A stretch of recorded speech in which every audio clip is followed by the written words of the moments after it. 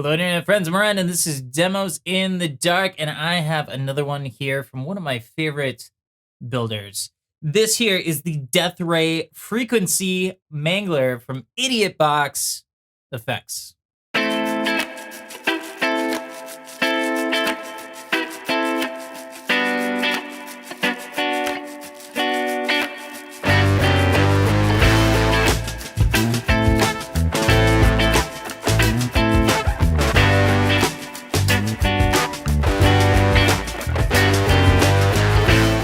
Death Ray Frequency Mangler.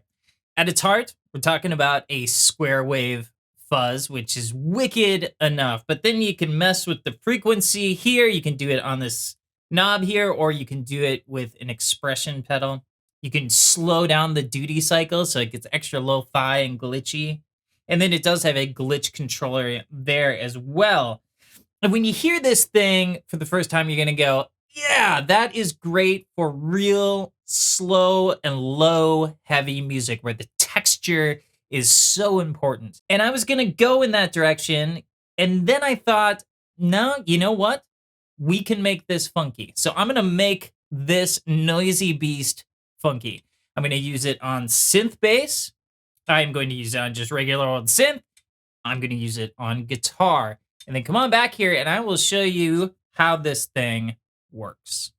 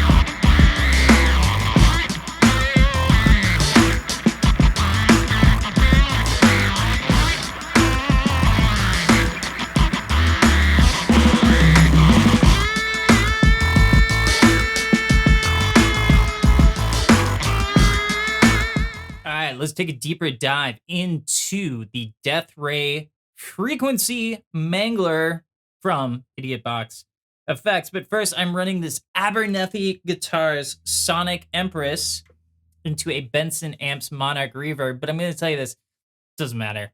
Doesn't matter what you're running. I could be running a tuba into a sewer drain, and this pedal would still take over the sound of it and make it all its own. But just for consistency's sake, sounds like this.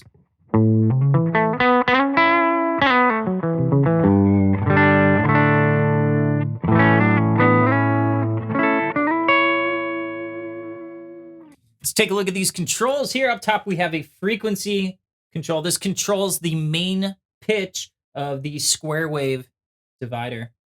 Beneath that, we have a cycle control. And what that does is it slows the duty cycle of the wave. Essentially, you can think of it as you're going in the counterclockwise direction. It is getting more lo-fi, just kind of crappier sounding, but in a good way.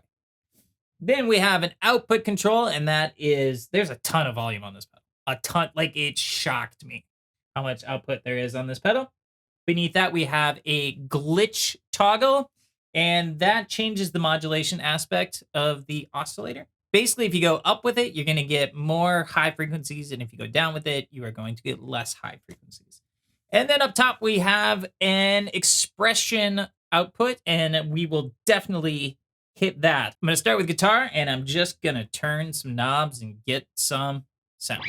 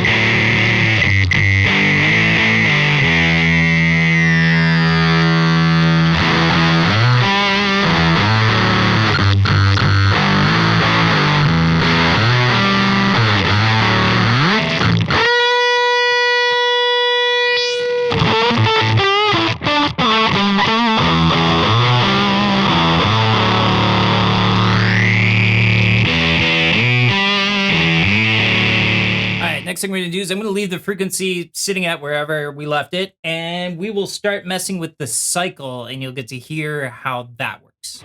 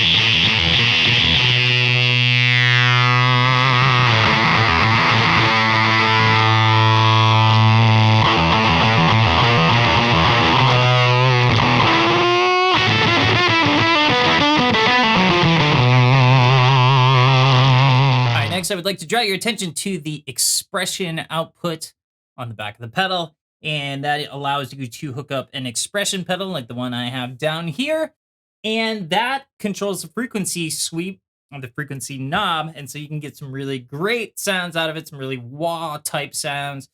You can also just hunt for the right frequency with it and leave it. It's very cool, and in my mind, it's very integral to what makes this pedal awesome. So I'll show you how it works right now.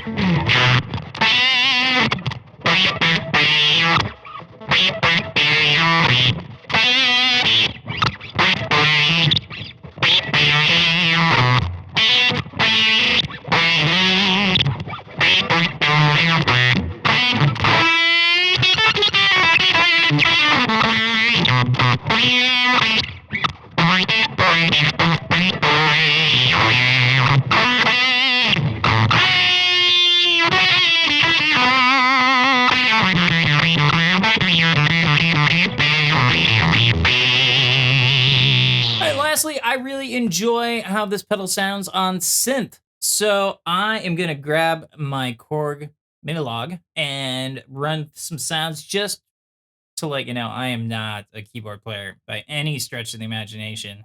So bear with me on this one.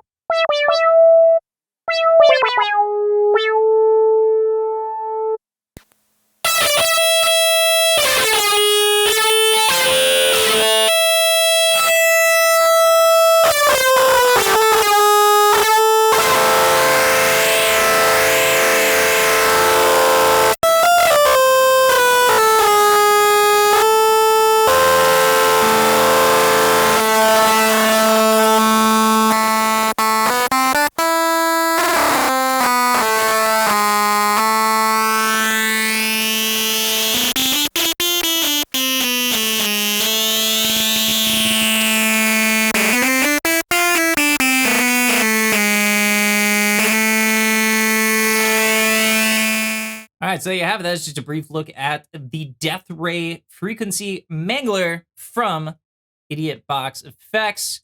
Always weird in Austin, Texas. I am a big fan of their stuff. It's just so fun. It's just I just have a ball every time I get something in. So thank you, Matt, for sending this over for me to check out, and thank you for your time.